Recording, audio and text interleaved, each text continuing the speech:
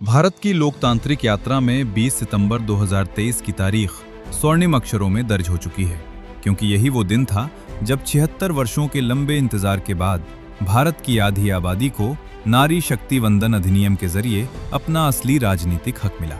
प्रधानमंत्री श्री नरेंद्र मोदी के नेतृत्व में पारित इस कानून ने लोकसभा और विधानसभाओं में महिलाओं के लिए 33% आरक्षण सुनिश्चित किया, जिसमें एससी और एसटी वर्ग की महिलाओं के लिए भी कोटा तय कर समावेशी राजनीति की नींव रखी गई। ये बदलाव कितना आवश्यक था, इसका अंदाजा इसी से लगाया जा सकता है कि 1952 के पहले चुनाव में महिला भागीदारी मात्र 4.4% थी, जो 2009 तक संघर्ष करते हुए महज 10.87% तक ही पहुंच सकी थी। राजनीतिक सशक्तिकरण की ये गाथा केवल सामाजिक और आर्थिक विकास तक सीमित नहीं है।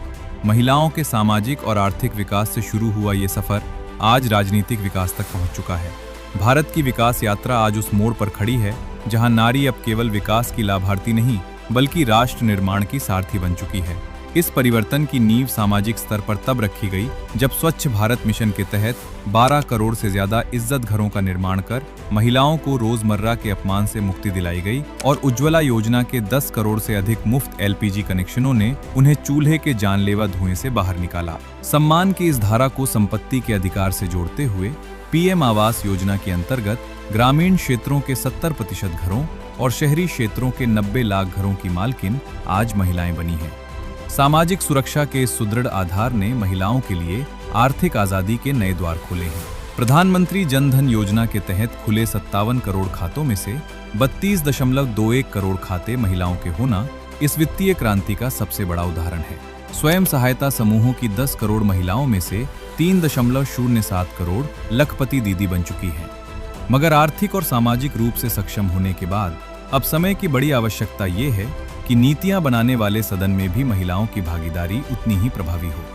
इसी आवश्यकता को पूरा करने के लिए मोदी सरकार द्वारा नारी शक्ति वंदन अधिनियम पेश किया गया।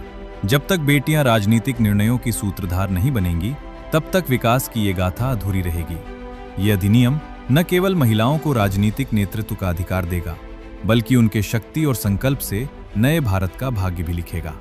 सशक्त और अधिकारपूर्ण महिलाएं वो धुरी हैं जिनके नेतृत्व में एक समृद्ध और आत्मनिर्भर विकसित भारत का निर्माण सुनिश्चित होगा।